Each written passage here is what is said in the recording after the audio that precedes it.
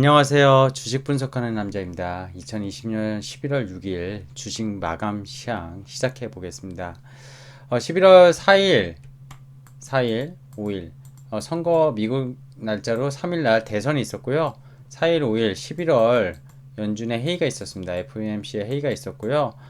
파월 의장의 인터뷰도 있었는데 아무래도 미국 대선이 지금 약간 이제 서로 인정 못하는 트럼프가 약간 바이든이 거의 당선이 확실시 됐는데 트럼프가 결국 소송을 냈어요. 소송을 냈고요. 바이든이 우세인 전 지역을 소송을 냈고 이게 진흙탕으로 가다 보니까 연준에서는 어느 대통령이 딱 됐었으면은 좀 명확한 어떻게 보면 통화 정책이나 9월에 나왔던 AIT 평균 물가 목표 연동제에 대해서 좀 명확하게 제시하지 않을까 좀 기대도 했었는데 연준은 현상 유지로 끝난 것 같아요. 그리고 문제는 역시 코로나 이거에 대한 경기 침체 이런 것들을 걱정하는 그런 회의로 마무리가 됐습니다. 오늘 달러원 얼마에 끝났습니까? 1120원에 끝났어요. 1120원. 미국 대선 때문에 잠깐 올랐던 1140원 가까이 올랐던 달러원이 하루 이틀 만에 20원이 빠졌어요. 정말 초강세입니다. 초강세. 원화 강세 베팅하는 외국인들이 바스켓으로 한국 주식을 사는 모습을 어제 이어서 보여주는 그런 모습의 하루였던 것 같아요.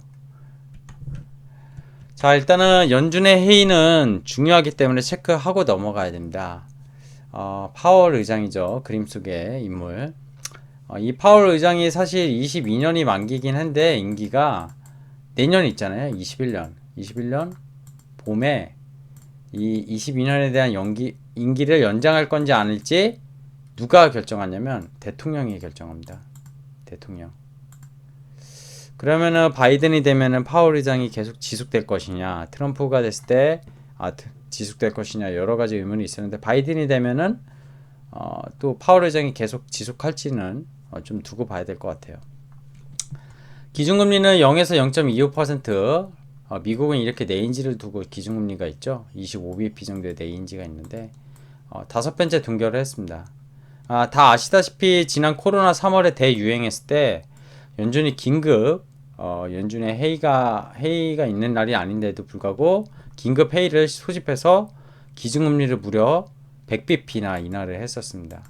그래서 기존에 그죠? 얼마였죠? 1.0%에서 1.25%의 기준금리가 지금 이렇게 내려와 있어서 계속 유지되고 있었습니다. 파월 의장이 최근 코로나19의 미국 증가 속도가 어마어마하잖아요. 하루에 확진자가 거의 10만 명 가까이 나오고 있고 거기에 대한 추가 부양책 필요하다고 얘기했고요. 지금 정부의 재정 부양책이 대선 때문에 계속 막혀 있었는데 이렇게 되면은 부양책이 계속 늦어질 수 있을 것 같아요. 그래서 그 부분에 대해서 좀 우려 목소리를 낸 것 같고요. 연준에서도 9월과 두 달 만에 열린 11월 연준 회의의 그런 결과가 별로 거의 다르지 않는 현상 유지 정도였는데 경제에 대한 걱정하는 그런 코멘트들이 많았습니다. 그리고 앞서 말씀드린 대로 평균 물가 안정 목표제 AIT 정책에 대해서 구체화는 여전히 나오지 않았고요. 이대로 되면 2023년까지 장기간 이 초저금리를 유지할 계획으로 우리는 판단하면 되겠습니다. 자, 그리고 영란은행도 회의가 있었어요. 영국이죠. 뱅크 오브 잉글랜드. 여기도 기준금리 동결했어요. 여기는 0.1%인데요. 뭐 거의 제로 금리죠. 자산 매입 프로그램, 이거 양적 완화잖아요. 양적 완화. 흔히 말하는, 그죠? 양적 완화. 채권을 그러니까 매입해줘가지고 국채나 뭐 회사채들에 매입해줘서 시장에 돈을 푸는 정책이잖아요. 이게 219조로 확대를 했습니다.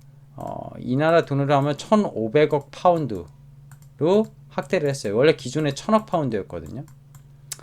그래서 양적 완화를 확대했다. 2008년 금융위기 이후 때 자산 매입 프로그램을 재개의 의미로 받아들이는 그런 모습, 해석을 할 수 있을 것 같아요. 오늘 제가 코스피, 코스닥 차트를 안 보여드렸는데 요거는 좀 이따 HTS에서 보여드릴 겁니다. 자, 근데 정리하면은 금일도 외국인 쇼핑했고요. 코스피에서만 7천억 넘게 샀습니다. 근데 코스닥은 팔았어요. 코스닥은 한 6천억인가요? 좀 이따 HTS 보고 확인해 드릴게요. 개인이 6천억 넘게 샀거든요. 자, 개인 대주주 양도세 이슈로 매도 및 차익 실현. 이게 기간이고요. 그죠? 코스닥은 개인이 5천억이 아니라 거의 6천억 가까이 샀습니다. 역대급 최고인 것 같아요. 어제 파는 게 2조 원 매도도 역대급 최고인데 오늘 사는 것도 역대급이었어요. 코스닥에. 그 안에서 오늘 코스닥이 어려웠어요. 기관과 외국인이 정말 많이 팔았거든요. 코스피랑 다르게. 근데도 강한 종목들이 좀 강한 개별 종목 장세였습니다. 금융투자 차익거래 물량이 1000억 이상 나왔고요. 사모펀드도 500억 이상. 이게 왜 그러냐면요. 개인들 대주주 양도세가 지금 3억으로 낮춰지는 거를 그죠? 10억 유예됐잖아요. 유예. 기존 작년과 똑같이. 근데 이것도 어느 날 한 시점에 딱 12월 얼마에 갖고 있었으면은 10억 이상이면 양도세 내는 거잖아요. 근데 이게 가족 합산이 없어진 게 아니거든요. 기존 거 유예기 때문에 가족 합산, 친인척. 그래서 이 물량이 개인들이 어제도 던지고 오늘도 던지고 코스피에서는요. 코스피가 아무래도 시가총액 큰 종목들 그리고 코스닥보다는 큰 개인이 더 많을 거라고요. 그게 던지고 있는 거라고 보시면 되고요. 외국인이 그걸 받아내고 있습니다. 그리고 올라가면은 기관들이 또 때리겠죠. 아직 물량 다 던지지 못한. 자, HTS로 볼게요. 차트부터 보면서 살펴보죠. 자, 코스피 차트 좀 전에 보여드린다고 했는데요. 자, 어제 61선 뭐 이렇게 장대 양봉을 띄워놓고 오늘 위에서 도치지만 파란색이었지만 음봉이었지만 나쁘지 않았습니다. 자, 이렇게 치면요. 잠깐 볼게요. 주봉으로 보고 2018년이 최고점이었거든요. 이때가 2600포인트. 이때 갭이 있었어요. 여기서는 안 보이는데 코스피 200으로 200 지금 326 라인에 갭이 있어요. 오늘 코스피 200이 얼마에 끝났죠? 코스피 200이 322에 끝났거든요. 326에 갭이 있었어요. 2018년에. 그 갭을 거의 2년 만에 그죠? 2018년 1월이 2월이었으니까 거의 3년 만에 메우러 왔어요. 3년 만에. 이 소식은 제가 주말에 또 글로벌 이슈 체크하는 장에서 또 한번 체크해 드릴 겁니다. 아시아 증시가 어떻게 지금 신고가를 내고 있는지 중요하거든요. 오늘 거래소는 어땠습니까? 거래대금 12.5주에 2.71포인트 강보합이었고요. 코스닥은 어땠죠?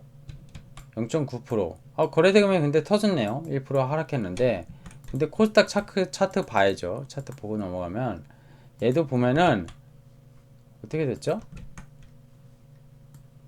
어제 61선까지 회복했고 오늘 음봉 나왔지만 61선 좀 밀렸지만 나쁜 모습은 아니에요. 우상향 가운데 급하게 올라온 거 좀 조정받는. 근데 그 수급이 조정받는 수급이 이 보십시오. 오늘 거래소는 외국인이 8천억을 샀네요. 외국인 3,300억 팔고 기관도 많이 팔고 코스닥이 개인이 다 받고 코스닥 개인 대주주 양도세로 분류되는 그런 추정되는 거래소 물량이 나왔다고 보시면 돼요. 이렇게 보고요. 코스닥 자세한 수급을 보면요. 사모펀드 500억. 그죠? 연기금은 안 팔고 있어요. 연기금은 제가 보기에 포트폴리오 조정 다 됐어요. 거의 다 됐어요. 기타 부분이 300억. 금융투자 물량이 컸어요. 아까 얘기 드린 대로. 투신 펀드 물량. 이거 계속 나올 수밖에 없다고 했잖아요. 일부 사는 거는 페이크에 속지 마세요. 펀드는 계속 한매가 나오고 있습니다. 사모펀드 마찬가지 맥락인데 이 금융투자는 뭐라고 했죠? 제가? 차익거래잖아요. 그래서 오늘 어제 많이 올랐던 지수에 대해서 종목에 대해서 많이 때리는 프로그램이 나왔다고 보시면 됩니다. 이것도 그렇게 위험한 상황은 아니라는 거. 자, 관심 종목들 볼까요?